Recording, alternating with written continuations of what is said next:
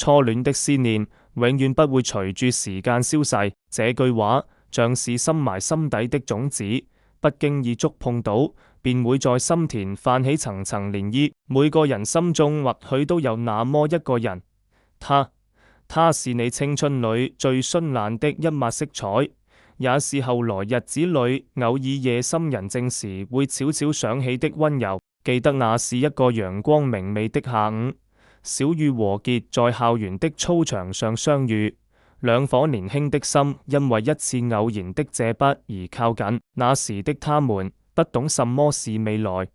只知道在一起的每一刻都閃耀住幸福的光芒。然而青春總是伴隨住成長的陣痛，隨住畢業季的來臨，兩人因為各自的夢想和選擇，最終走向了不同的方向。多年後的今天，小雨已經嫁為人婦，生活平靜溫馨。但每當夜深人靜，或是某個不經意的瞬間，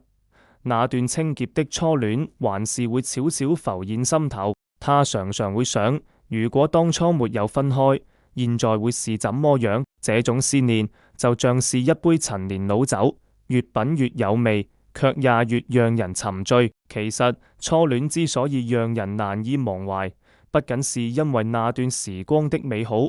更因為它承載了我們青春時期最純粹、最無畏的情感。那時的我們沒有世俗的牽絆，沒有生命的壓力，有的只是對愛情最真誠的向往與追求。所以即使時光流轉，那份純真的情感還是會在心底某個角落靜靜地發光發熱。但你知道嗎？初戀的思念不一定是壞事，它提醒我們曾經有那麼一個人，讓我們心動過、付出過，也成長過。這份思念是我們人生旅途中一段寶貴的經歷，它讓我們學會了珍惜，學會了感恩，也讓我們更加明白現在的伴侶是如何珍貴。那麼如何在婚姻中重新找回那份溫情，不讓初戀的思念成為婚姻的絆腳石呢？首先要學會坦誠溝通，與伴侶分享你的感受，告訴他偶爾會想起初戀，但這並不代表你對現在的感情有任何不忠。相反，這種坦誠能夠增進你們之間的信任和理解，讓伴侶感受到你的真誠和坦率。其次，珍惜當下，用心經營婚姻。婚姻是需要雙方共同努力的，不妨試住為彼此創造一些小驚喜，例如安排浪漫的約會，或是為對方準備貼心的禮物。這些看似微不足道的小事，卻能在平凡的日子裏增添一抹亮色，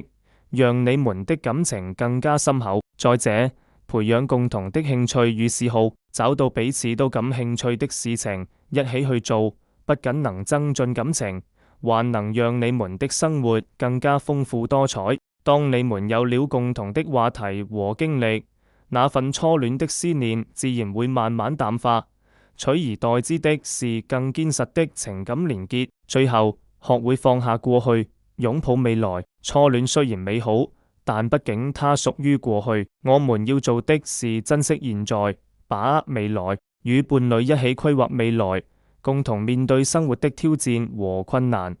讓你們的感情在風雨中更加堅韌不拔。記住，每個人的心中都有一片屬於自己的秘密花園，裏面藏住我們的初戀、夢想和遺憾。但請相信，只要我們用心經營婚姻，珍惜眼前人，那份初戀的思念終將成為我們人生旅途中一道美麗的風景線，而不是阻礙我們前行的絆腳石。所以不必刻意去忘記初戀，也不必讓它成為你心中的負擔。學會正視它，接受它，然後帶住這份經歷繼續前進。你會發現，當你真正放下過去，擁抱現在時，那份初戀的思念早已化作你內心深處最溫柔的力量，支撐住你走向更美好的未來。